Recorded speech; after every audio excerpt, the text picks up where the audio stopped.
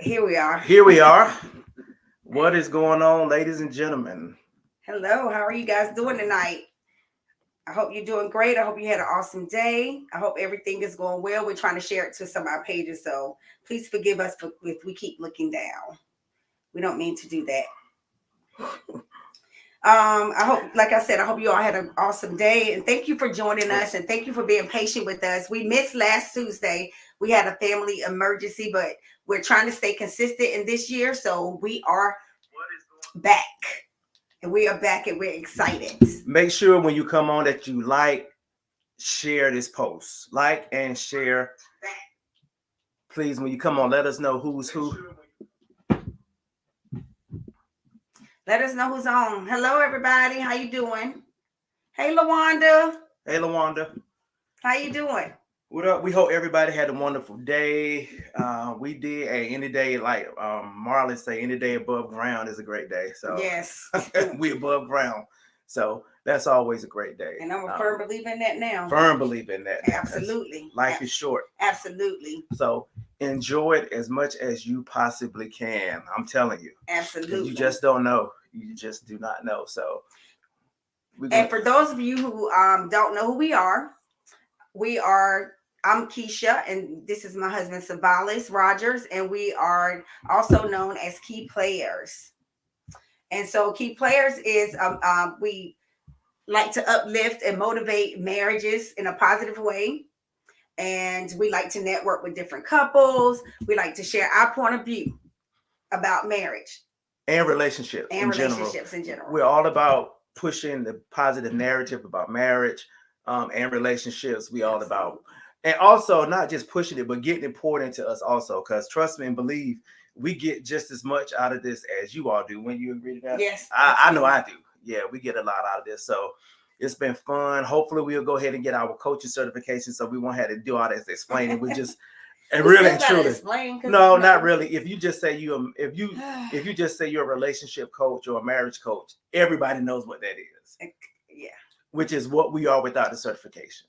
Yes. Simple. So once we get that, we won't have to go through all this explaining. Trust me, because it just sums it all up. So yeah. Right. And we don't claim to know everything. So we all here together. No, we don't. We just can share our experiences with you all. And Lawanda, you're right.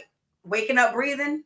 Yeah. Yeah, you better be grateful. For real. Be grateful. Especially this day and time. So once again, once you come on, make sure you like and share this post. Share this live. I'm sorry. Absolutely. Yeah. So tonight we have a good topic. We're going to be talking about married roommates. Mm-hmm. Married roommates. And some of the signs, we want to really jump into that. Some of the signs that you and your spouse have become roommates. Right. Because it happens. And it can happen. And if you've been married on any length of time, it has happened to you. You have fallen in that rut where you go from newlywed to married to roommate. But you can't stay there because that's not why you walk down the aisle. That's not why you exchange names, rings, went through counseling. If you went through counseling before you got married, you didn't do all of that to be roommates. So we want to just touch on that because we've fallen into it. And you're gonna fall into it again for as long as you marry. You go through different phases and different seasons, and you're gonna fall into it again. So we're just here to try to help you to get out of that rut because everybody has fallen into it at some point in time. And if you haven't, you will. You probably will. Right. You probably will. Even if you're not married. You're in a long-term relationship. I'm sure that you've fallen into it, and I'm sure that you know somebody who has also fallen into it. Mm-hmm. So if you do know, you need to share this live right now to somebody that you know that may be experiencing that. Right. Seriously. Experiencing that roommate syndrome. Mm-hmm. That's what it's called, the roommate syndrome. That's dangerous. Exactly. That can be dangerous, especially if you're married or in a relationship. I'm not just going to say married, but married people, especially because more 9 times out of 10, if you're in a relationship, you may not be living together. Like when we dated, we didn't live together. Right. We didn't live together until we got married. So that's, I don't know what year, this would be our 16-year marriage, but at some point we kind of fell into that too, where we was just passing each other, it was, I think it was more relevant, taken upon our household when we had an active child in the house. because he took so much of our time. You know, he required so much time. He was so busy. He was so involved in so many things, along with her business and me working and other things. And then we was working in the ministry we were in at the time, Yeah. along with trying to do this. Then we, you know, during some of those years, we fell into the roommate stage. Right. And it's easy to do. Yeah. It's so easy to do it and creep up on you. I mean, you know something has changed, but you can't really put your finger on it. So it's very easy to do. So, you know, it takes both efforts is what I'm saying. Right. So let's get into some of the signs that you may be falling into the roommate stage of marriage in your relationship. Okay. All right, let's get into. All right. The first one is the most obvious to me: lack of intimacy or sex. Of course.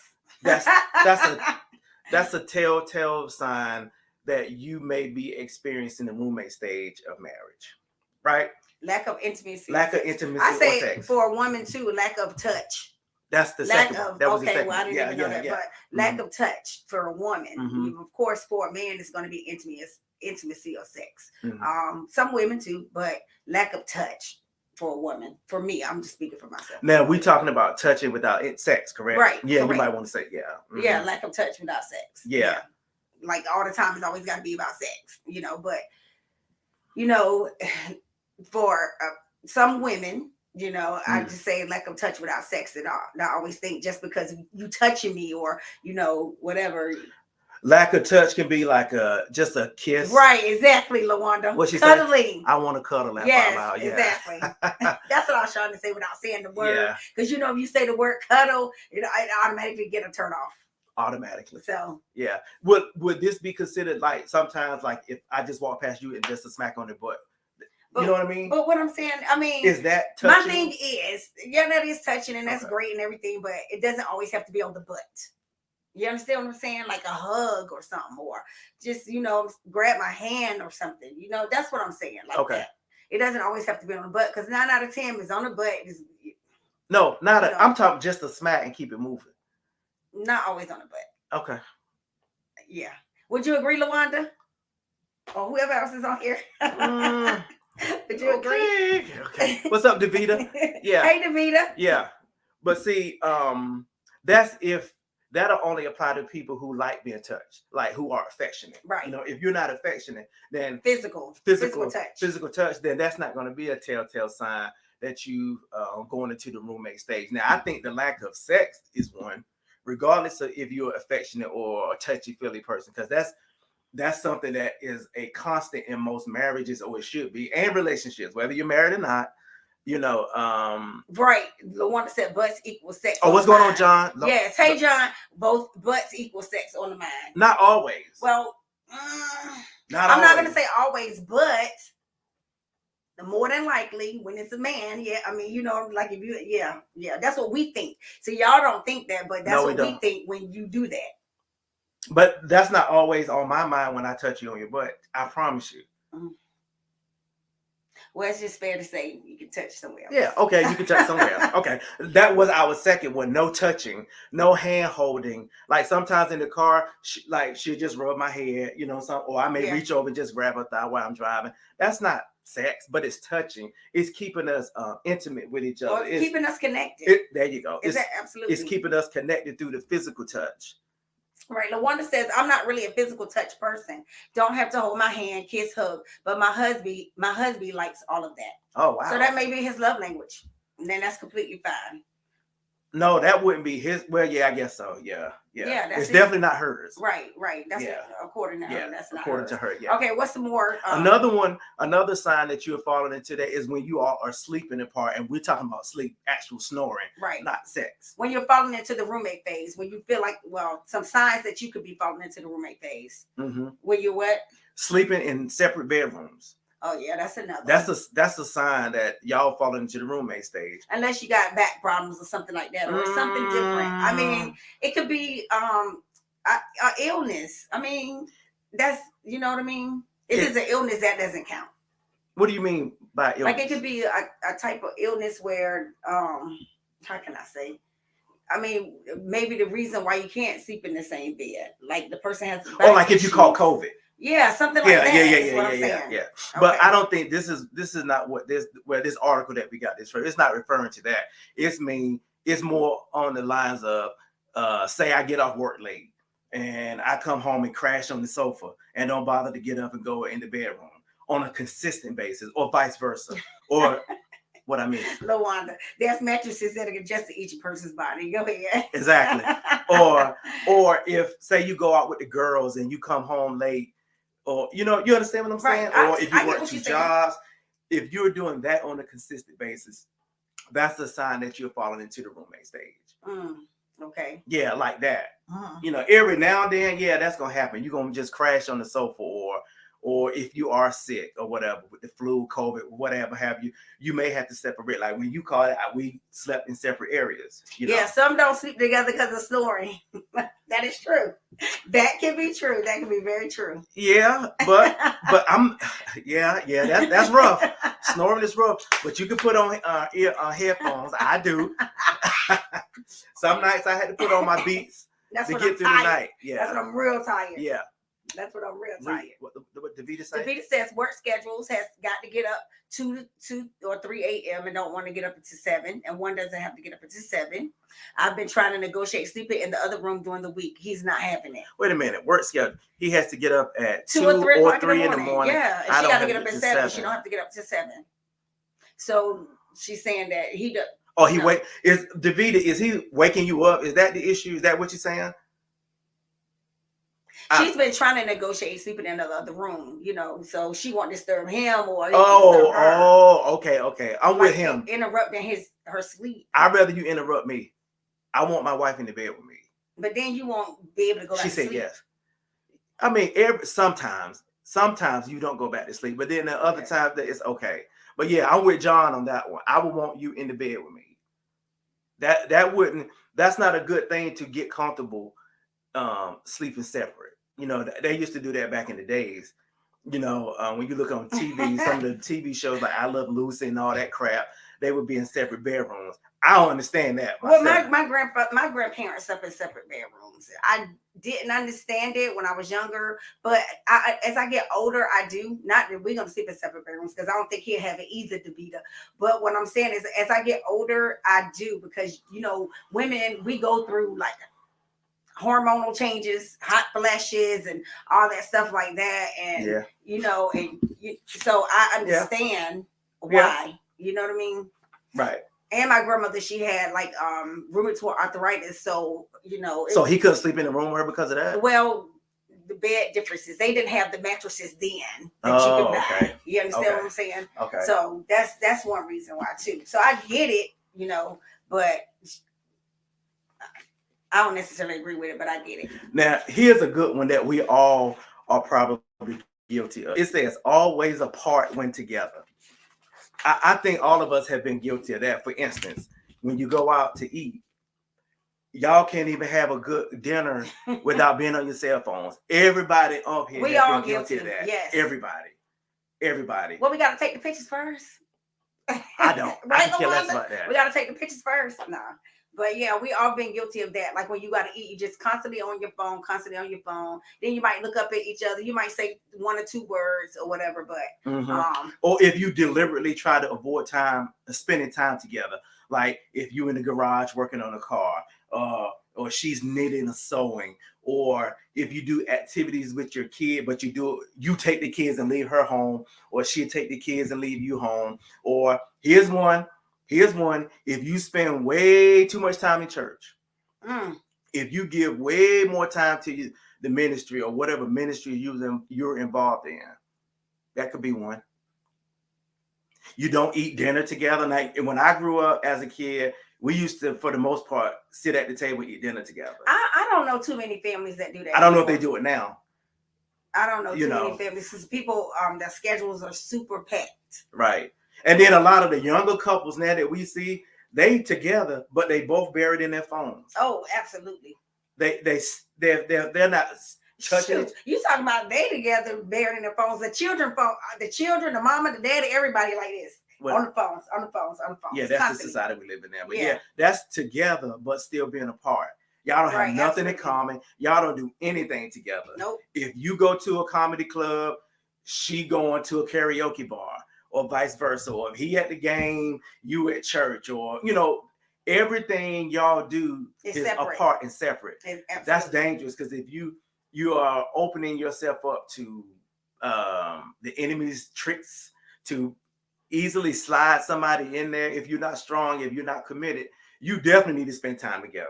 You ignore each other's problems, what else does it say? Let me say, and you tell you, Or you ignore the problem, or like the elephant in the room. Right. You don't want to talk about it. You Right. feel like the person is about to nag or something like that. Right. Now, so this is one of the roughest stages, in my opinion, in marriage. The roommate stage. We're all gonna go through it. Well, more than likely, you're gonna go through it. I'm not gonna say, or somebody, like we said, that has went through it. And what, I actually heard somebody say that they like this. This stage doesn't bother them at all. They was like, it don't bother them at all, because this is when they actually get a chance to do what they want to do. To me, that's marriage probably was not for this person. Right. Yeah, whoever, I don't know who said that, but whoever said that, maybe marriage wasn't for you at this time in your life. And that's I said this. That's one of the reasons why I'm glad I got a lot of stuff out of me before I got married. You know what I mean? Because I love spending time by myself too. But it was no way this was going to work with me still being that way. Yeah. So now that goes both ways. Well, that goes, but you more of a social butterfly than I am. Yeah. But it's up to you to determine how long this phase will last. Because like we said, what it is it's a phase. But this phase can go on. Believe it or not, if you let it continue to go on, it could go on for years. I mean, people been married for 20 years and feel like they've been a roommate for 18 of those 20 years. Wow. You understand what I'm saying? Right. Or you could be married for 5 years and feel like you've been a roommate for 3 years. You understand? So it's up to you how long you let it go on. Right. You know what I mean? But you have to, I always told him it takes two, not one. I mean, both of y'all, both people are married. It takes two, not one. So if your spouse comes to you, y'all got to talk it out. Right. You have to talk it out. It takes both people to want to work on a marriage, not one. Because then if it takes only one, you're going to feel like you're a single wife, or he's going to feel like he's a single husband. And he's going to start to act like one. Right? So you're going to feel like that you the one that's taking care of the kids more than, I'm just speaking for the wife, from my past experiences, or being a wife, being a single wife, if that's such a thing, but being a single that's wife. A good topic too. You know what I mean? You feel like you're the one that's taking care of the kids, you the one that's cooking, you the one that's cleaning, you're doing everything, so it's not like a partner relationship. Right. Teamwork. Yeah. It's teamwork. So that's another good one. Is I guess we just kind of touched on this, is no quality time together. That kind of falls in, I guess, what we were just talking about. Quality time is going to the movies, going out to eat, or just spending time together. Or just spending time. Get in the bathtub together. Get in the bathtub, take a shower together. It doesn't always have to involves money, because that's what most people think. Most people think it always has to involve money. Like, I don't have the money to do that. Right. Get a blanket and put it on the floor in your bedroom. Light a candle or something. I mean, put a battery in a candle. Do something. Put a battery where? In a candle. Oh. Yeah, get your mind out of that. Anyway. But if you want to put a battery in that too, not just like. Anyway, so just do something. LaWanda, we're gonna have to block you. We can't fit in the time. That's why I went back and said a shower. Yeah, LaWanda. there you go. Okay. You can we can get in the shower together. Yeah. Yeah, we can get in the shower together. Do something together. Right. It doesn't always have to involve money. You just make What's up, sis? You make it as special as possible. Sometimes during the summer, we'll just ride out and go get ice cream. Yeah, because we like to eat. Unfortunately. But we got to change that. Yeah. What we need to be doing together is going to the gym. That's what we need to do. Look, got a membership paying, and that's even went. That's the quality time we need to be spending together at the YMCA. But we're gonna get there. But yeah, quality time together is a good. If you're not doing it, is a good way to find yourself in the roommate stage of your relationship or marriage. What did Vita say? Davita said, create a date ambiance at home. Choose recipes or cook at home. That's right, Davita. Right. Cook at home, feed each other. You Right. know, you ain't got to have no clothes on when you cooking, but that's a whole. See, y'all think I'm the nasty one. If you want to do that, Like you feel confident. One thing she did one time for me when we was dating is I came over to her apartment and so she had gone out. Was we married? No. Oh, okay. It ain't nothing like that. She had gone out and went and got subs from Penn Station. And she laid like a picnic blanket out on the floor. And we ate subs right there on the floor in her room. We was dating in there. See, stuff like that. That was cheap. It didn't cost a lot of money, but it was a lot of effort put into it. Right, exactly. You know what it's I mean? all about the effort. But then men, let me tell y'all this. If it's men on here, well, I see Marcus. Hey, Mark, men, let me tell y'all that if the woman puts effort into these things, we need to see some emotion. Something. Give me something. Give me a smile. Give me something. Give me some, not just dry. No, don't sit there dry. That goes both ways. You know what I'm saying? Yeah. Well, most of the time women are. No, yes, no, we no, are. no, We get excited. We like, no, thank you. No, not ladies. Most, some. What do y'all say? Some. What do y'all say? Some, not all. You can't sit there dry. Don't do that because then that's an automatic turn off. I'm telling you right now. It's like, look, I don't put all this effort into this. I don't even want to do this no more. Right. So please don't do that. Right. Please don't do that. But anyway, let's get back to the roommate thing. Another one is it says no deep conversations. Like sometimes over the years, her and I have just sat and had deep conversations about our childhood, about the Bible, church, what else? Like costumes and all. We had deep conversations about a lot of stuff. A lot of stuff. And that whether you know it or not grows your relationship. It really, really does. It puts you in the friend zone with your spouse. I can truly say she's a friend of mine that has my last name. Right. Like we just had a deep conversation just the other day when I was like, look, I came to him. I was like, look, I just need you to listen. Right. Like, I don't even want, right. Right now, I don't want to hear it. Like, yeah. I don't want you to take it personal. I don't want not really your opinion or whatever, but I just need I need a person to vent here to listen. That's what I need. I just need you to listen. Right. And, I made it sure because sometimes my loving husband, like I am his first priority. Always. He can take stuff personal. When it comes to her, but you have to sometimes separate the two. I do. You know what I mean? You have to sometimes separate the two. And I'm grateful for that. I'm grateful that, he's my protector. Right. Like I love that. Right. But sometimes if I come to you and, in that friend, creating that friendship. But men think we have been taught to be fixers. So especially now I can't fix a lot of stuff with my hands, but I can fix a lot of stuff with my mouth, my ideas, my suggestions, my opinions, so maybe with me, I think sometimes I'll try to fix more stuff with that to compensate for what I can't do with my hands. I got you. You know what I'm saying? Yeah, I understand that. But then again, that's just me. When it comes to you, I'm just protective of you because I feel like I'm supposed to be. Okay. There is like nobody on earth that could mistreat her, say anything wrong to her, misuse her, take advantage of her, and I know about it and I not have something to say about it. Nobody. And I'm grateful for period. that. And I'm gonna always be that way. I may have to curtail how I express it, but I'm gonna always be that way. If you mess with her, then we got an issue. Vice versa. So yeah, we got another. So let's get back to the roommate thing. Another one. I don't know if you're going to agree with this one. Okay, go ahead. Another sign that you have fallen into the roommate stage is you all don't have fights. I'm not talking about fist fight. I'm talking about arguments. Now, like you don't even care no more? Right, you get to the point where you don't even care no more? Right. Yeah. I mean, because you know what? In a relationship, in some relationships, it's like, what did I do now? Like you go through the phase like all the time, like, okay, well, I don't know what's wrong with her, or I don't know what's wrong with him. They going into the silent treatment, or they not talking, or I don't know. They just wake up on, I don't know. Or holding stuff in. Yeah, or holding stuff in. Right. And don't say anything. What's wrong with you? Nothing. Yep. I remember when my parents counseled us before we got married. I remember my mother saying that you need to get into one fight at least once every 3 to 4 months. And I thought that was crazy initially, but I get it now. Because a lot of issues that we've had and worked through, it came out of an argument. Now, Lord knows we don't, for 7 days out of the majority of the time, this is a peaceful home. Yes. I don't like drama. I don't either. That's the quickest way to get rid of me. When Yeah, there's me a too. bunch of drama. Yeah. We I don't- are I a don't drama. like We have a drama-free marriage, thank God. We work at it, but we do have that. But every 3-4 months, we got to go at it, you know.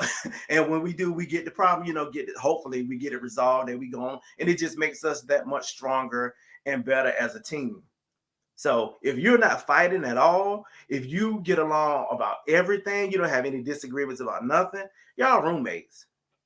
I don't know if I 100% agree with that. I don't know if I 100% agree.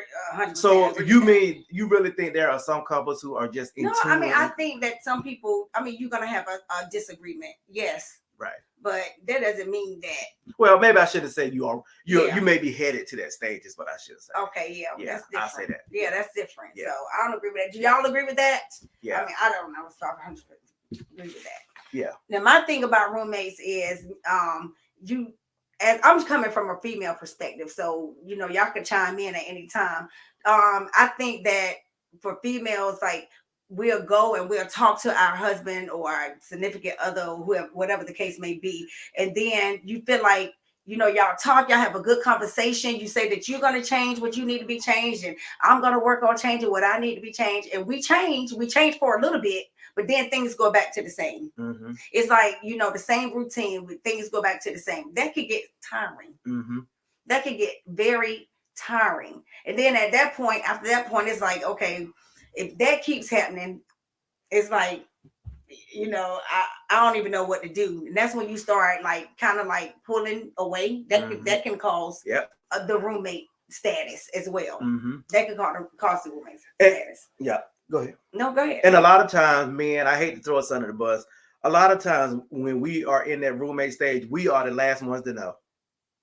More than likely, is that?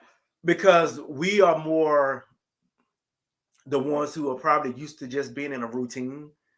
I can say that for myself, you know, and we may not recognize that we have brought the routine over to our marriage, and some things may need to change. Because we like, well, as long as she ain't fussing, we good. As long as she ain't mad about something, we good. You know, so I think a lot of times the men are the last ones to recognize that you've fallen into that stage. But that's where communication comes into effect. Right. I mean, when you got to communicate, when you listen to what she's saying, or vice versa, you have to listen to what he's saying. Right. And not always come across and make it seem like she's nagging. Right. You know what I mean? Right. And so you automatically like turn it off. Right. Not you, but I'm just saying like in general, like men automatically turn it off. So that's like you just have to be, it can't be one-sided. It cannot be one-sided. It has to be both parties, and you have to work together to reconnect. Right. Right. So, and the one that says, I'm a lover, not a fighter. I don't do drama or confrontations. And we know her. That is true. That is very true. That is very true. And I'm about the same like that, LaWanda. Now you got to really get on my nerves in order for me to be confrontational with you. Like you got to, unless you mess with her money. Unless you mess with her money. That's a whole other ballgame. Then it's coming out. Different. Yeah. That's just different. If you mess with her money, it's coming out. That's just different. Yeah. And the roommate stage, I'm just saying, like, if you always walking around and not talking to each other, not touching each other, just walking past each other, like the other person is not there, it could become weighing. It could become weighing. And then you'll find yourself going out. You'll find yourself doing things you shouldn't be doing on social media, receiving DMs or sending out DMs. Mm-hmm. You'll find yourself in these different situations. And you know what? Being in a roommate stage is not uncommon. A lot of people go through this phase. It's just how you're going to work to get out of it. Right. You know what I mean? Right. How you going to work to get out of it? You got to be intentional about what you're doing. Like we said, put them phones down, spend some time together. Mm-hmm. And I know, for a lot of women, and I might catch some flack for this, but it's once you have children, mm-hmm. you put all your effort into your child and you kind of forget about your husband. Mm-hmm. And it's so easy to do because the child does require a lot of attention, and a lot of things change when you have children. Right. But you have to make it intentional to, but then husbands on the same let me say, on the same line as that, you have to make it intentional too, to take some of the load off your wife. Right. Because it's going to be a different dynamic in the house when you have kids. Kids, that's a whole game changer right there. Right. It is. Especially if you got a bunch of them. Yeah, one. Shoot. Yeah, well, a bunch of them. Yeah. One. So, your whole life changed. Right. So if the simple solution to all of these is just to do the opposite of everything we just said. Yeah. If you are sleeping apart, y'all got to start sleeping together. Sleeping together. Simple. You got to make an effort to walk your butt up them stairs, or you know what, or vice versa. Say if he or she is sleeping downstairs on the sofa, you know what? Go crawl up beside him with a blanket. With a blanket. And don't be trying to touch and do all that. Well, you touch, but you know. Okay.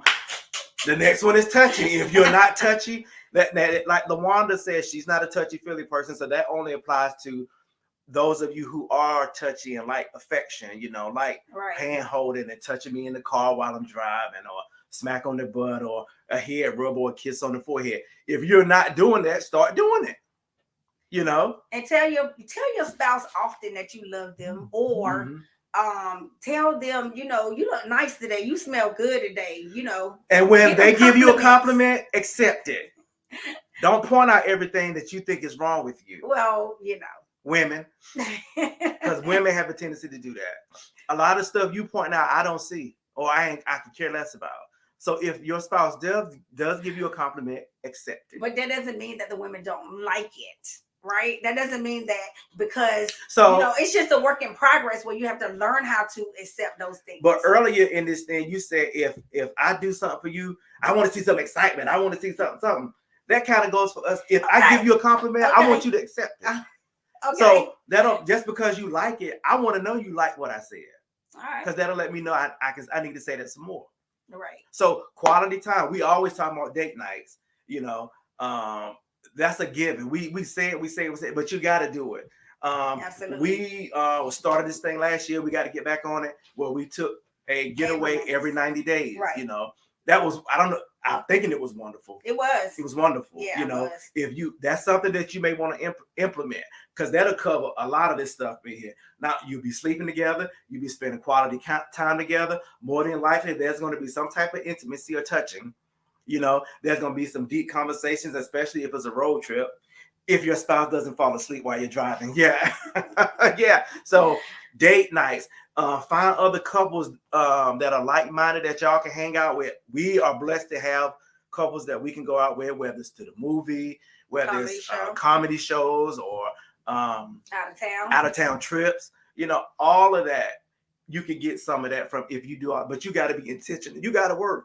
You got to make yourself get out of that roommate stage, because it's dangerous. Because when I was a roommate, I was single-minded. Because you know what I'm saying? And as a single-minded man, I did single-minded man things, and vice versa. And that can happen in your marriage. You could get so comfortable with being a roommate that you forget you are married. And that's when all hell gonna break loose. So it can creep in on you because y'all moving so smooth and you paying bills together, and like she would say, raising the kids, and y'all don't have an actual relationship. Y'all got each other. Go ahead. Okay, so what about the people who they know they roommates in the marriage, like for real? They just together either for the kids, or they just together paying bills because they can't afford to live separate. Ooh, what about that? I don't know. I know me personally, I think I would rather struggle and be happy than stay with somebody that I'm not happy with just to pay bills. That's just me. Like I love peace. I like being in a peaceful environment. I like being in an environment with the person that I'm with is glad I'm there and want me to be in that environment with them. You know, that's me. But you know, that's real. That right? is real. That's very real, right? So you got a lot of people out here that's especially the way this economy and the prices of apartments and homes now. I can see that. I can see that happening. I don't know if I could do it. Right. Yeah. I don't know if I could do it. So if you recognize yourself in any of these things we just said, you got work to do. Absolutely. You and your spouse. Like my wife says, it takes two. You got work to do. Y'all got to come together, sit down, and figure out how you can change and get right back into your marriage stage. Exactly. And you got to come together and sit down and see if it is that you want to change. And you got to recognize that what you need to change. You understand? Like each one of you, it's two. So you have to recognize that, okay, what am I doing in this relationship, or what am I not doing? Yeah, what am I not doing? Both of you, though. It's not always one-sided. Right. So right. You have to but both of y'all have to be intentional about sitting down, though. It can't be one person. Because I'm gonna tell you, I'm just talking from past experience. I was in a relationship where I felt like I was the one that was married. He won't. You understand what I'm saying? Yeah. Like he wasn't. Yeah. And everybody knew it. Right. So he was a roommate. Well, he wasn't even a good roommate because he wasn't paying bills. Exactly. Exactly. Like, what am I here for? Right. You know what I mean? And I went through that for almost 5 years, and I was asking myself, do I want to go through this for another 5 years? So I had to make some hard choices and hard decisions. You understand? So I mean, and I'm sure it's a lot of people out here that's like that, unfortunately. You always have to pray over your marriage. That's very important. Pray over your marriage. I know I don't take that lightly. Right. Do not take that lightly, because it's different, many different things out here in these streets. Many tricks of different things. How about that? So you always have to pray over your marriage. And for your spouse. Yeah. But that's what I mean. When I say pray over your marriage, pray for your spouse, pray over your marriage, it's different things. And when we say pray, we're not talking about Deacon Baptist pray. It don't take all of that. Yeah. Yeah. Prayer is nothing but a conversation to God. That's all it is. You ain't got to do all that extra stuff that you see some people doing, because a lot of that stuff is in vain, because it's not sincere and it's not coming from the heart. So your prayer, when they can pray for 30 minutes and people get all riled up, your prayer can have more in it in 2 minutes, because it's sincere and it's from the heart. You know what I mean? So right, exactly. Yeah. Well, yeah. So we just want to let's not get into the roommate stage. It's so easy to slide into that stage, and you're gonna go through it though. You're gonna go through that stage, but just remember these things that we have said this evening to help you get out, to help you push through that stage. Because in marriage, there are a lot of stages, and you're gonna go through different seasons. Right. But it's working together to help you get out of those things. Right. And get through those things. Right. It's okay that you go through the different seasons, but just make sure you go through it together. That's it. That's the most important part. As long as y'all in this season together, you can get through it if you put forth the work and the effort. Absolutely. So the roommate stage can be just a stage. It's just a phase. Don't get stuck in it. Go through the stage. That's what we're talking, going through. When you go through something, you're not standing still. You're constantly moving. For others, it may take longer, but just keep moving. You'll get out of it. Do some of the things we said. Have an honest conversation with each other. Don't get offended. My wife always talking about that, making sure you can take what I got to say and don't get offended by what I'm saying, and just push through. Absolutely. And you'll be all right, because it's going to happen. And let me tell you, the roommate stage is one of the loneliest stages. One of the loneliest stages. Wow. Is the roommate stage, where you can feel lonely. Yeah. You know what I mean? A lot of bad things can happen when you're lonely. For some people. You're not, in the right mind. So. Right, for some people. Yeah. All right. Well, thank you all for joining us tonight, rocking with us tonight. It's been a long 2 weeks. But we thank you. We're going to try to stay consistent. Like we're going to stay consistent. Like we said, we missed last Tuesday, but we're making it up this Tuesday. Right. So thank you for joining us tonight. We hope that you have learned something as far as the tools and tips, and we appreciate you. Absolutely. We thank you so much for tuning in. Make sure, if you haven't liked our page, please do. You can still share this live if you came on late. Like and share this to your personal pages, or someone that may can benefit from it also. Right. Yeah. Absolutely. Yeah, absolutely. Love you all. Peace. Good night.